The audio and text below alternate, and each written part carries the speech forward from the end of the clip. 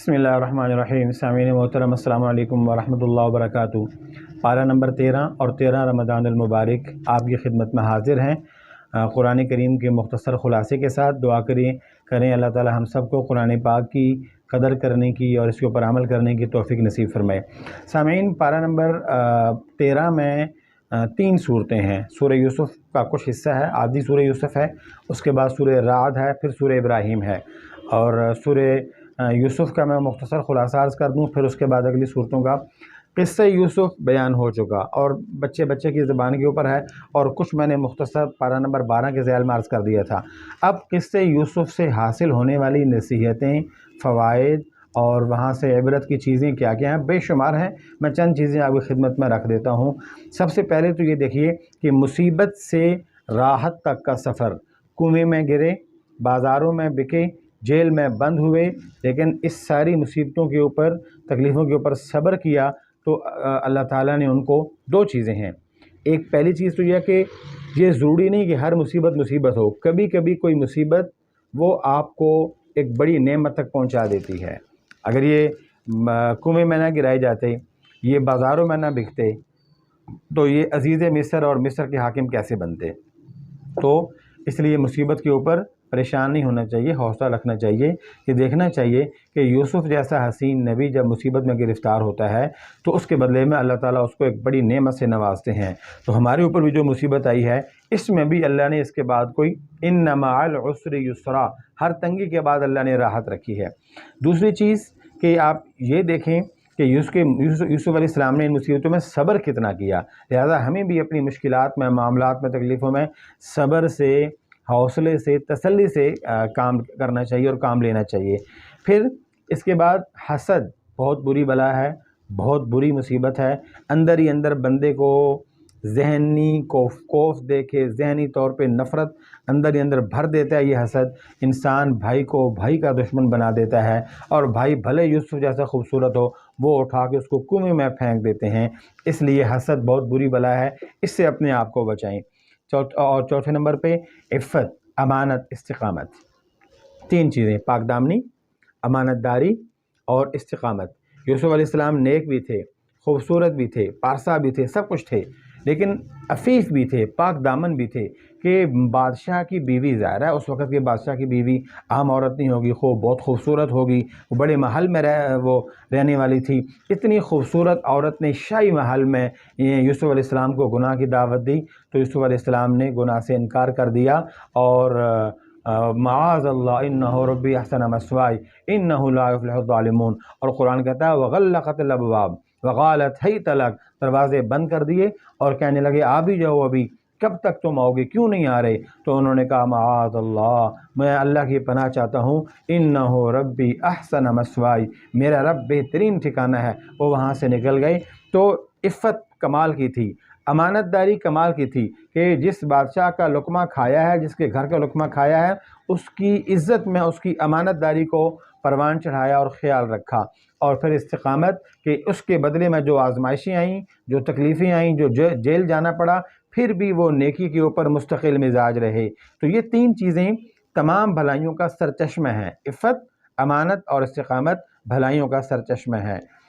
اور اختلاط کی، مرد عورت کے عام طور پہ اختلاط کی برائی سامنے آئی کہ یوسف جیسا حسین نبی بھی ہو، کوئی عام عورتیں اور خاص طور پہ غیر محرم جب ان کے پاس آئیں گی تو وہ عورتیں فتنے میں پڑ جائیں گی. عام انسان اور عام مسلمان جب دونوں طرف عام انسان ہوں گے تو ظاہر ہے وہ بھی فتنے میں پڑ جائیں گے.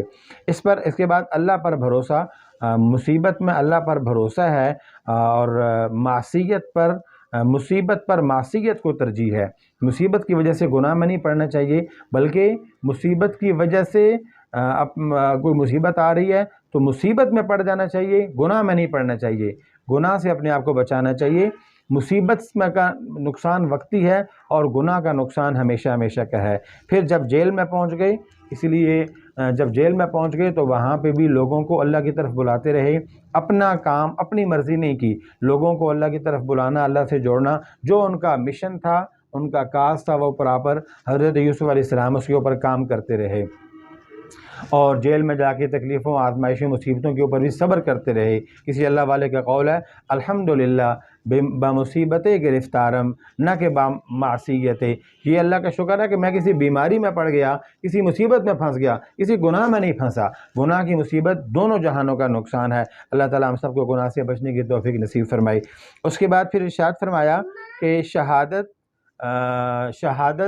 اللہ تعالیٰ کے گواہی کرنا، اللہ تعالیٰ کے نام کی شہادت دینا، یعنی یہ اللہ تعالیٰ کی شہادت ہے حضرت یوسف علیہ السلام کے متعلق کہ حضرت یوسف علیہ السلام پاک دامن ہے، خود اللہ تعالیٰ نے ان کی گواہی دی، ایک گواہی اللہ تعالیٰ نے ان کی دی، اور دوسری شیطان نے بھی گواہی دی۔ شیطان نے کہا تھا کہ اللہ جو میں سب کو گمراہ کروں گا، جو تیرے مخلص بندے ہوں گے وہ گمراہ نہیں ہوں گے۔ تو یوسف علیہ السلام شیطان کے اس میں نہیں آئے، لہذا وہ بھی مخلص تھے۔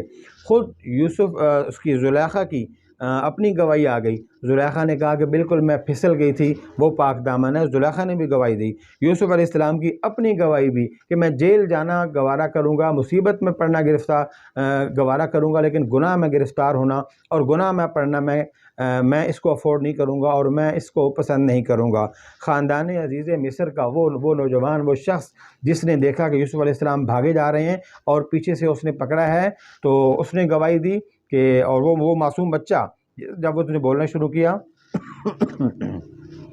وہ معصوم بچہ جس نے بولنا شروع کیا تو اس نے یہ گواہی دی تھی کہ اگر کرتا آگے سے پھٹا ہے تو یوسف کا قصور ہے، کرتا پیچھے سے پھٹا ہے تو زلیخا کا قصور ہے، یہ گواہی بھی۔ اور پھر زنان مصر، مصر کی عورتوں کی گواہی، جنہوں نے ہاتھ کاٹ ڈال دیے، وہ ہاتھ کاٹ دیے اور کہنے لگی قطعنا ایدیہن، قرآن کہتا ہے ہاتھ کاٹ دیے، قلنا حاشا للہ ما ھذا بشرا ان ھذا الا ملک کریم، یہ تو کوئی پاک فرشتہ ہے جس سے گناہ ہو ہی نہیں سکتا۔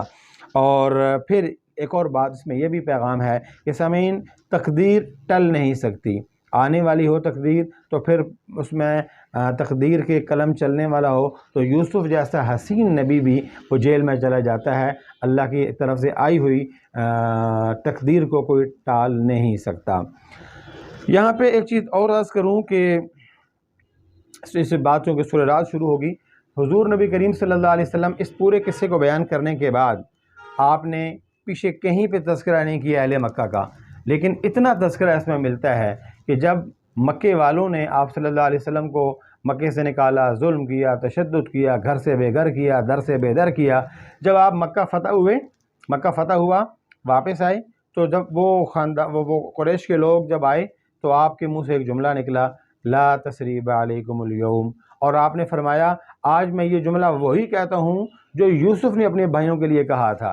تو یوسف کے بھائیوں نے بھی یوسف سے حسد کرتے تھے، سب تو خاندان قریش کے لوگ بھی حضور سے حسد کرتے تھے۔ یوسف کے بھائیوں نے یوسف کو گھر سے نکالا، قریش کے لوگوں نے بھی حضور کو مکے سے نکالا۔ یوسف کے حضرت یوسف علیہ السلام کے بھائیوں نے کنویں میں پھینکا، آپ صلی اللہ علیہ وسلم کو بھی ان کی وجہ سے غار ثور میں کئی دن تک چھپ کے رہنا پڑا۔ ہجرت کی، مدینہ منورہ چلے گئے، حضرت یوسف علیہ السلام کو اللہ نے وہاں جا کے حکومت دے دی، آپ صلی اللہ علیہ وسلم کو اللہ نے امامت اور خلافت عطا فرمائی۔ ریاست مدینہ کی جو سب سے پہلی اور بنیاد تھی وہ آپ صلی اللہ علیہ وسلم کے ہاتھوں سے اللہ نے رکھوائی، اور اس ریاست مدینہ کا قیام وجود میں آیا۔ تو وہ حکومت بھی اللہ نے دی، عہدہ بھی اللہ نے دیا، ریاست بھی اللہ نے دی، اور واپس فاتحانہ انداز میں جب مکے میں داخل ہوئے تو وہ سارے کے سارے سرکار کے سامنے معافی مانگنے کے لیے حاضر ہو گئے۔ آپ نے عام معافی کا اعلان فرمایا، جو اپنے گھر میں رہے اس کو معاف کیا، جو حرم میں چلا جائے اس کو معاف کیا، جو فلاں گھر میں چلا جائے ان سب کو ہم نے معاف کیا۔ تو یہ مماثلت تھی جناب نبی کریم صلی اللہ علیہ وسلم اور حضرت یوسف علیہ السلام کے اس مبارک قصے میں۔ اگلی صورت کا نام سورہ رعد اور اس سے اگلی صورت کا نام سورہ ابراہیم، دونوں صورتیں مکی ہیں، اور مکی صورتوں کا عام طور پہ آپ کو میں نے کئی دفعہ عرض کیا ہے کہ بنیادی چیز کیا ہے، توحید، رسالت، آخرت۔ سب سے پہلے لا الہ الا اللہ، خالص اللہ کی توحید کو بیان کیا جاتا ہے۔ اس کے بعد رسالت کو، جناب نبی کریم صلی اللہ علیہ وسلم اللہ کے نبی اور اللہ کے آخری نبی ہیں، اور اس کے بعد کہ نبی اور آخری نبی ہیں، اس نبی کی غلامی اختیار کیجئے، اس نبی کی اطاعت اختیار کیجئے، اس نبی کے حکم کے مطابق چلیے، اس نبی کی سیرت اور صورت کو اپنائیے۔ دونوں جہانوں میں کامیابی کا واحد راستہ غلامی رسول، غلامی محمد صلی اللہ تعالیٰ علیہ وآلہ وسلم ہے۔ ان کو نبی مانیے، ان کو آخری نبی مانیے۔ اور اس کے بعد پھر قیامت کا تذکرہ کہ مرتے ہی آپ نے ہمارے پاس آنا ہے اور ایک دن پیش ہونا ہے اور اپنی ساری زندگی کا حساب کتاب آپ نے ہمیں دینا ہے۔ پھر اس کے بعد فرشتوں کا تذکرہ کیا۔ ایک اور چیز جو سورہ رعد میں خاص طور پہ ان اللہ لا یغیر ما بقوم حتی یغیروا، اس وقت تک اللہ تعالیٰ کسی قوم کی تقدیر نہیں بدلتا جب تک وہ قوم خود اپنے رب کے سامنے اپنے آپ کو تبدیل نہیں کر لیتے۔ اور اقبال نے بھی کہا تھا نا کہ خدا اس قوم کی تقدیر نہیں بدلتا جسے آپ نہ ہو خیال اپنی تقدیر کو بدلنے کا۔ تو جب قوم خود اپنا بدلاؤ نہیں چاہتی، اللہ بھی اس کو تبدیلی نہیں دیتا۔ قوم تبدیل نہ ہو، حکمران تبدیل ہوتے رہیں تو تبدیلی آ جائے گی۔ این خیال است و محال است و جنوں، یہ صرف کرنے کی باتیں ہیں اور لگانے کے نعرے ہیں۔ تبدیلی ہمیشہ اوپر سے نیچے نہیں آتی، نیچے سے اوپر جاتی ہے۔ عمل ٹھیک کریں، رویہ ٹھیک کریں، اپنی زندگی ٹھیک کریں، اللہ حالات بھی ٹھیک کر دے گا انشاءاللہ العزیز۔ اور اس کے بعد پھر اس کی جو کچھ چیزیں اور اس میں اہل تقویٰ کی 8 صفات بیان کی کہ تقوی والے لوگ کون ہیں، جو اللہ کے وعدے کو پورا کرتے ہیں، رشتے ناطے توڑتے نہیں ہیں، جوڑتے ہیں، رب سے ڈرتے ہیں اور برے حساب سے خوف رکھتے ہیں۔ اگر رب کے سامنے پیش ہوں گے تو پھر ہمیں حساب دینا پڑے گا، حساب ہمارا برا نہ ہو جائے۔ صبر کا خاص طور پہ اہتمام کرتے ہیں، نمازیں اپنے قائم رکھتے ہیں، اللہ کے دیے ہوئے مال میں سے خفیہ اور اعلانیہ طور پہ خرچ بھی کرتے ہیں۔ اور یہ تو وہ تھے جو اہل تقویٰ تھے۔ بدبخت لوگ، شقی، بدبخت، اشقیاء، ان کی 3 علامتیں بیان کی ہیں۔ نمبر 1 وعدہ خلافی کرتے ہیں، وعدہ توڑتے ہیں۔ نمبر 2 رشتہ ختم کر دیتے ہیں، رشتہ داری کا کوئی خیال نہیں رکھتے، قرابت کا رشتہ داری کا توڑ دیتے ہیں، اور زمین میں فساد کرتے ہیں۔ یہ وہ چند چیزیں تھیں جو سورہ ہود میں جو اس میں سورہ رعد میں بیان کی تھیں۔ اس کے بعد سورہ ابراہیم ہے، مکی صورت ہے، یہ بھی 52 آیات ہے۔ اس میں شروع کے مضامین وہی توحید، رسالت، آخرت ہیں، اور پھر اس کے بعد جو ہے وہ ارشاد فرمایا کافر کے لیے دوزخ ہے اور مسلمان کے لیے جنت ہے۔ حضرت امام الانبیاء صلی اللہ علیہ وسلم، حضرت خاتم النبیین صلی اللہ علیہ وسلم کو تسلی دی، پیارے نبی جی آپ سے پہلے جتنے نبی آئے ان انبیاء کو ان کی قوم کے لوگوں نے پریشان کیا، تکلیفیں دیں، مصیبتیں ان کے راستے میں کھڑے کی، مصیبتوں کے پہاڑ کھڑے کیے، تو آپ کے راستے میں بھی یہ لوگ ایسا ہی کر رہے ہیں، اس لیے آپ ان سے پریشان نہ ہوں، تو تسلی دی۔ اس کے بعد ارشاد فرمایا مکذبین، جو جھٹلانے والے ہیں اللہ کو، اللہ کے نبی کو، تو سب سے پہلے وہ کیا کہتے تھے؟ اللہ تعالیٰ کے بارے میں شک کرتے تھے۔ تو انبیاء نے ان کو جواب دیا تم اللہ کے بارے میں شک کرتے ہو؟ جس اللہ نے زمینیں بنائیں، جس اللہ نے آسمان بنایا، جس اللہ نے سارا جہان بنایا، اس اللہ کے بارے میں تم شک کرتے ہو۔ اور اس کے بعد اصل میں یہ ان کی گمراہ ہونے کا، نبی آنے کے، رسول آنے کے، قرآن آنے کے بعد گمراہ ہونے کی بڑی وجہ کیا تھی؟ وہ بڑی وجہ یہ تھی کہ یہ کہتے تھے ما وجدنا علیہ آبانا، ہمارے ماں باپ ایسے کرتے تھے۔ بھئی جب آپ کے ماں باپ کرتے تھے تو ان کو کسی نبی نے دعوت نہیں دی ہوگی، یا انہوں نے کسی نبی کا زمانہ نہیں پایا ہوگا، وہ اس جہالت کی وجہ سے گناہ کے اوپر مر گئے۔ آپ کو تو اللہ نے علم دے دیا، تعلیم دے دی، اور یاد رکھیے یہی اسی صورت میں تذکرہ ہے کہ اللہ کی نعمت کا آپ شکر کرو گے نعمت بڑھے گی، اور ناقدری کرو گے نعمت کم ہو جائے گی۔ اللہ کی سب سے بڑی نعمت ایمان ہے، ایمان کی جتنی قدر کریں گے بڑھے گی۔ اللہ کی بڑی نعمت علم ہے، جتنے علم کی قدر کریں گے اتنا علم زیادہ بڑھے گا، اتنا پھیلے گا۔ اچھا، یہ نعمت کا شکر کیا چیز ہے کہ یہ نعمت کا شکر کیسے ہوتا ہے؟ اس میں 2 چیزوں کو ہمیشہ یاد رکھیے۔ نعمت کے شکر میں یہ ضروری ہے کہ منعم، جس اللہ نے آپ کو نعمت دی ہے اس اللہ کے فضل کا خیال رکھو، اس کا شکر ادا کرو، نعمت دینے والے کا شکر ادا کریں، اور نعمت جس مقصد کے لیے اللہ نے دی اس نعمت کو اس مقصد میں استعمال کریں۔ اللہ نے علم دیا، اس کے اوپر عمل کریں یا آگے لوگوں میں عام کریں، اللہ اس نعمت کو بڑھائے گا۔ اللہ نے صحت دی، اس صحت کی قدر کریں، اس صحت سے دوسروں کے کام آئیں، اللہ اس کو بڑھائے گا۔ اللہ نے پیسہ دیا، اس کو اللہ کا شکر ادا کریں، اس پیسے کو حلال جگہوں میں استعمال کریں، اللہ اس میں برکت عطا فرمائے گا۔ تو شکر کا تقاضا یہ ہے کہ منعم کا شکر کیجئے، نعمت کو اچھی جگہ پہ استعمال کیجئے، اللہ اس میں برکتیں دے دے گا۔ اور آخر میں اس صورت میں ارشاد فرمایا کہ جو کلمہ نیک بات ہے، کلمۃ طیبہ، یہ نیک بات کو شجر طیبہ کے ساتھ، یہ پاکیزہ درخت ہے، پاک درخت ہے، ہاں جی، مثل کلمۃ طیبۃ کشجرۃ طیبۃ اصلها ثابت وفرعها فی السماء، کہ وہ ایک ایسا درخت ہے جس کی جڑیں اور جس کے تنے اور جس کی ٹہنیاں اور جس کے پتے سبھی جو ہے نا وہ ہدایت والے ہیں، اور وہ پاکیزہ ہیں اور وہ خوبصورت ہیں، اور ان سے ہدایت پھیلتی ہے۔ یہ ایک نیک بات کے متعلق ارشاد فرمایا، ومثل کلمۃ طیبہ، اور جو دوسرا کلمہ ہے وہ کلمہ خبیثہ، کلمۃ خبیثۃ کشجرۃ خبیثۃ، کہ وہ جو کلمہ خبیثہ ہے، منہ سے نکلی بری بات ہے، وہ ایک برا درخت ہے جس کی جڑیں بھی بری، جس کا تنا بھی برا، جس کی ٹہنیاں بھی بری، جس کا پتا برا ہے۔